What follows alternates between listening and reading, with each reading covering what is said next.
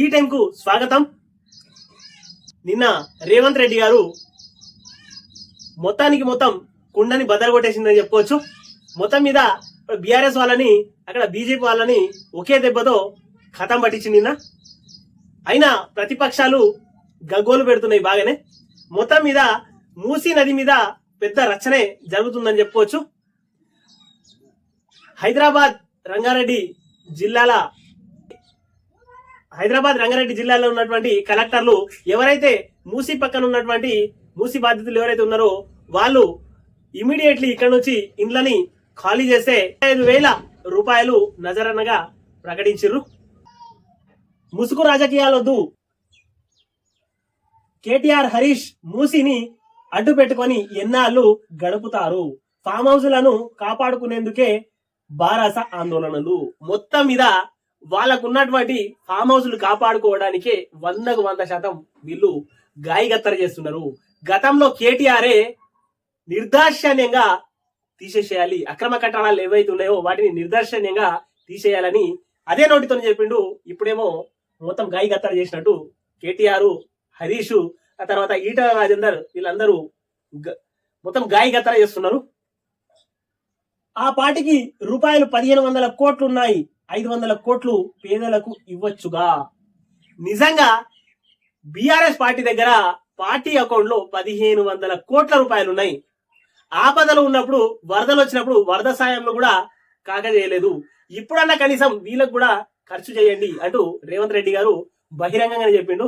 అయినా BRS party దాని విషయంలో అసలు మాట్లాడలేదని, మా వంతుగా పేదలకు ఒక 10 రూపాయలు ఇద్దామని ఆలోచనలు కూడా వాళ్ళకి రాకొచ్చినాయి. కాంగ్రెస్ పార్టీ తరఫున ముఖ్యమంత్రి బాధ్యతలో ఉండి 1,500 కోట్ల రూపాయలు బీఆర్ఎస్ అకౌంట్ లో ఉన్నాయి, కనీసం ఒక 500 కోట్లన వాళ్ళకు పేదలకు సహాయం చేయండి అంటూ రేవంత్ రెడ్డి చెప్పాల్సి వచ్చింది. అయినా ప్రతిపక్షాలు నోరేసుకొని బయటకు తిరుగుతున్నాయి తప్ప. నిన్న కేటీఆర్ మూసీ ఏరియాలకు వస్తే కాంగ్రెస్ వాళ్ళను మేమైతే బాధ్యులం కాదు అంటూ మాట్లాడుతున్నాడు. నువ్వు బాధ్యత తీసుకున్నా తీసుకోకపోయినా కాంగ్రెస్ మాత్రం బాధ్యతగానే తీసుకొని వాళ్లకు ఇక్కడ ఇల్లు ఖాళీ చేయంగానే అక్కడ డబుల్ బెడ్రూమ్లకు పంపిస్తున్నది. వాటితో పాటు ఇల్లు తమకు తాము సొంతగా ఖాళీ చేసిన వాళ్ళకి 25,000 రూపాయలు బహుమతిగా అందిస్తున్నది కాంగ్రెస్ ప్రభుత్వం.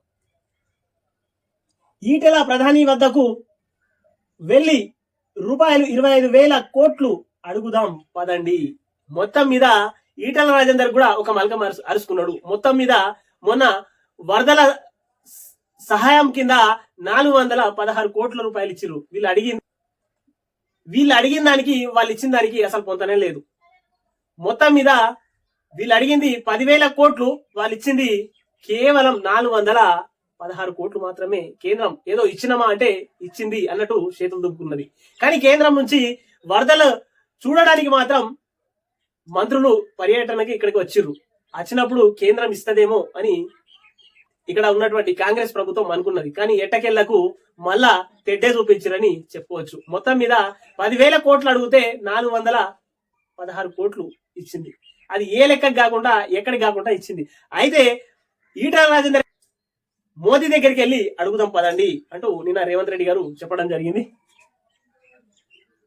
ఈటల ప్రధాని వద్దకు వెళ్లి 25,000 కోట్లు అడుగుదాం పదండి, ఒక 25,000 కోట్లు అడుగుదాం, వెళ్ళండి పదండి, మనం కలిసి అందరం పోయి అడుగుదాం అంటూ నిన్న బహిరంగంగానే రేవంత్ రెడ్డి చెప్పిండు. Family digital card pilot project ప్రారంభం సందర్భంగా సీఎం రేవంత్ అంటూ వార్త. ప్రతి ఫ్యామిలీకి మహిళా పేరు మీదుగా, యజమానిని ఆమె పేరు మీదుగా స్మార్ట్ కార్డ్ ని ఇవ్వబోతున్నది. Digital card. ఆ కార్డులోనే అన్ని వివరాలు ఉంటాయి. దాంట్లోనే ప్రభుత్వం నుంచి పథకాలు గాని, ఆరోగ్యశ్రీకి సంబంధించింది గాని, వచ్చినవి గాని ప్రతి ఒక్కటి దాంట్లో పొందుపరుస్తారు. ఆ డిజిటల్ కార్డులో అన్ని రకాల కళ్యాణ లక్ష్మికి సంబంధించింది, షాదీ ముబారక్ కి సంబంధించింది గాని, డబల్ బెడ్రూమ్ ఇళ్లకు సంబంధించింది గాని ప్రతి ఒక్కటి ఆ కార్డు ద్వారానే లబ్ధిదారునికి చేరుతుంది అంటూ వార్త తీసుకొని వచ్చింది. ఇక్కడ ఫ్యామిలీ డిజిటల్ కార్డు సర్వే ఫారాన్ని ఆవిష్కరిస్తున్న సీఎం రేవంత్ రెడ్డి. చిత్రంలో పొంగులేటి శ్రీనివాసరెడ్డి, అనిల్ కుమార్ యాదవ్, గద్వాల విజయలక్ష్మి అంటూ వార్త వేసింది. మిగతాది 2వ పేజీలో వార్త ఇది. 48 గంటల్లోపే రైతుల ఖాతాల్లో ధాన్యం డబ్బులు. తాళ్ళు తరుగు తేమ అంటూ మోసం చేస్తే క్రిమినల్ చర్యలు తీసుకోండి. కలెక్టర్లతో వీసీల్లో సీఎం రేవంత్ అంటూ 2వ పేజీలో వార్త. మొత్తం మీద 48 గంటలు కాంటా పెట్టిన 48 గంటల లోపే వాటికి సంబంధించిన డబ్బులు ఖాతాల్లో పడతాయి అంటూ రేవంత్ రెడ్డి గారు నిన్న స్పష్టం చేయడం జరిగింది. దాంతో పాటు తేమ అంటూ తాళ అంటూ రైస్ మిల్లర్లు గాని ఎవరైనా మోసం చేస్తే వెంటనే వాళ్ళ పైన చర్యలు తీసుకోండి అంటూ వార్త తీసుకొని వచ్చింది. అలాంటి ఏమన్నా చేసి మోసాలు చేస్తే వెంటనే వాటిపైన చర్యలు తీసుకోవాలి అంటూ సీఎం రేవంత్ రెడ్డి గారు నిన్న స్పష్టం చేశారు. ఇసుక అక్రమ రవాణా కట్టడిలో వైఫల్యం. 3 సిఐలు 13 మంది ఎస్ఐలపై వేటు. మొత్తం మీద ఇసుక బకాసురులైతే మొత్తానికి మొత్తం ఇసుకని చక్కెర బుక్కినట్టు బుక్కేస్తున్నారు. ఇక్కడ మాంజీరా నది పైన కూడా ఇదే కథ. ఇసుక బకాసురులు రాత్రికి రాత్రి కోట్లు దండుకుంటున్నారు. ఒక బండి పర్మిషన్ తీసుకొని ఆ బండి మీదనే 10ల సంఖ్యలో బండ్లను నడుపుతున్నారు. మొత్తం మీద రాజకీయ నాయకుల అండదండలతోనే చేస్తున్నారు. ఇక్కడ ఉన్నటువంటి తెలంగాణ రాష్ట్రంలోని ఇక్కడ 2వ పేజీలో వార్త. ఇక్కడే కాకుండా మొత్తం మీద ఇక్కడ ఉమ్మడి నిజామాబాద్ జిల్లాలో గాని ఆ తర్వాత గోదావరి వివాహిక ప్రాంతాలలో గాని మొత్తం మీద ఇసుక బకాసురులు ఇసుకని మొత్తం భూగర్భ జలాలు అడగంటిపోతున్నాయి. మొత్తం మీద వీళ్ళు ఎంతైతే పరిధి తీసుకోవాలో ఆ పరిధి కంటే లోపలి దాకా తవ్వుతున్నారు. మొత్తం మీద ఇసుక గనులని ఆగమట్టిస్తున్నారని చెప్పుకోవచ్చు. వీటిపైన ఎస్ఐలు గాని సిఐలు గాని ఆ తర్వాత కానిస్టేబుల్ గాని వీటికి సంబంధించిన అధికారులు గాని నయాన్నో భయాన్నో తీసుకొని మొత్తం మీద ఇష్టం ఉన్నట్టు రాజకీయ అండదండలతోనే ఈ ఇసుక దందా జోరుగా జరుగుతుందని చెప్పుకోవచ్చు. వీటిపైన కూడా భూగర్భ గనుల శాఖ వీటిపైన కూడా దృష్టి పెట్టాలి. నిపుణుల కమిటీ నిర్ణయం తర్వాతే ఫలితాల విడుదల. గ్రూప్ 1 పై హైకోర్టులో టీజీపీఎస్సీ వాదన అంటూ 3వ పేజీలో వార్త ఇది. నేటి నుంచి కన్వీనర్ కోట వైద్య సీట్లకు వెబ్ అప్లికేషన్లు అంటూ ఇది కూడా 3వ పేజీలో వార్త. మేడిగడ్డపై వేగం పెంచిన విజిలెన్స్. 5 నుంచి 11 వరకు 9 మంది ఇంజనీర్ల విచారణ. మొత్తానికి మొత్తం మేడిగడ్డపై వేగం పెంచిన విజిలెన్స్ అంటూ వార్త వేసుకొని వచ్చింది. 5 నుంచి 11 వరకు 9 మంది ఇంజనీర్లపై విచారణ జరిపాయి. మీరు ఏం చేసినా ఏది చేసినా మొత్తం మీద దీనికి కర్త కర్మ క్రియ అంత శిక్షనే. మీరు ఎవరిని ఎంత ఏం చేసినా కానీ దీని వెనకాల శిక్ష పనే ఉంటది అంటూ తెలంగాణ ప్రజలు అనుకుంటున్నారు. మొత్తం మీద ఎట్టకేలకు మేడిగడ్డపై విచారణ అతి తొందరలో తేలాలని తెలంగాణ ప్రజలు అనుకుంటున్నారు. పేదల ఇల్లు కూలిస్తే ప్రభుత్వము కూలుతుంది. డ్రైనేజీ సమస్య పరిష్కరించకుండా మూసి సుందరీకరణ అనాలోచితం. కేంద్ర మంత్రి కిషన్ రెడ్డి.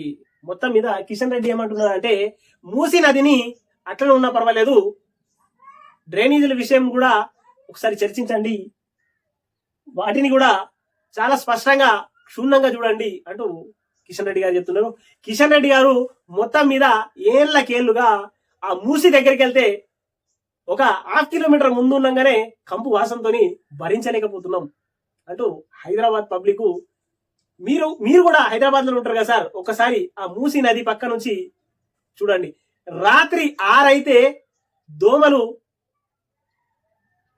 గజ్జలు ఉన్నట్టు మనుషులకు కాళ్ళకు గాని చేతులకు గాని గజ్జలు ఎట్లయితే కట్టుకుంటారో అట్లా గజ్జల్లాగా ఉంటాయి.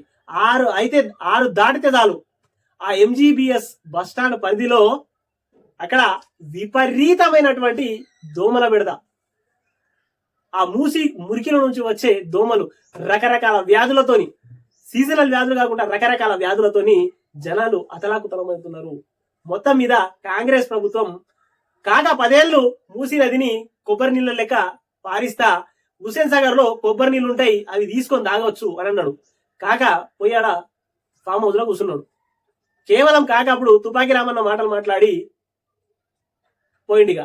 కాంగ్రెస్ ప్రభుత్వం వచ్చిన తర్వాత వీళ్ళు 100% మేము మూసిని ప్రక్షాళన చేస్తాం.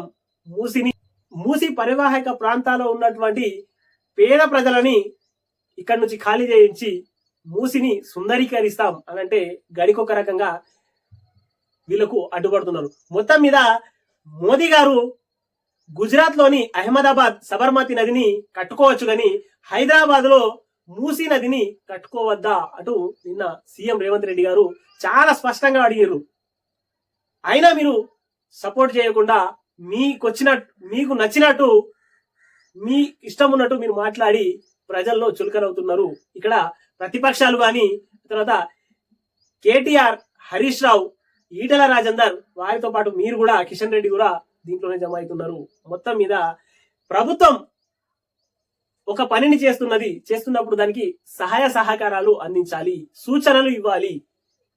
వాళ్ళకు డబుల్ బెడ్రూమ్లు ఇవ్వడంలో కానీ లేదంటే వాళ్ళకి సంబంధించినంత వరకు నిన్న రేవంత్ రెడ్డి గారు కూడా ఒక మాట మాట్లాడిండు. అఖిల పక్షంగా అందరం కూర్చొని పేదలకందరికీ డబుల్ బెడ్రూమ్ ఇద్దాం, ఎంతో కొంత పైసలు పెట్టి కొన్న వాళ్ళకు కూడా న్యాయం చేద్దాం, మనం అందరం అఖిల పక్షంగా కూర్చొని మాట్లాడదాం అని చాలా స్పష్టంగా రేవంత్ రెడ్డి చెప్పిండు. అయినా ప్రతిపక్షాలు మేము ప్రజల వాయిస్ అవుతాం అని అనుకుంటే అది మీకే తెలవాలి. ఇప్పటికీ ఈ 5 ఏళ్లలో 2 సార్లు వరదలు వచ్చినాయి. ఒకసారి కేసీఆర్ కాకున్నప్పుడు మొన్న ప్రజలందరూ అతలాకుతలం అయిపోయారు.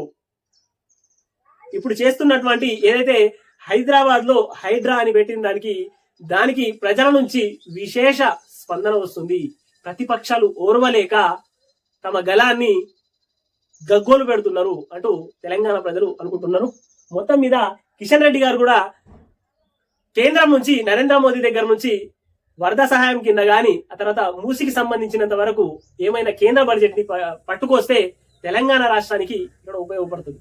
కానీ ఇదేం చేయకుండా కేవలం నామమాత్రానికే మీద మెరుపులు దిద్దినట్టు 4 మాట్లాడిపోతే ప్రజలు అతి త్వరలో సమాధానాలు చెప్పే ప్రజలే న్యాయ నిర్ణేతలు, వాళ్ళు సమాధానాలు చెప్పే అతి తొందరలో ప్రజలే బుద్ధి చెప్తారు అని ప్రజలు అంటున్నారు, తెలంగాణ ప్రజలు.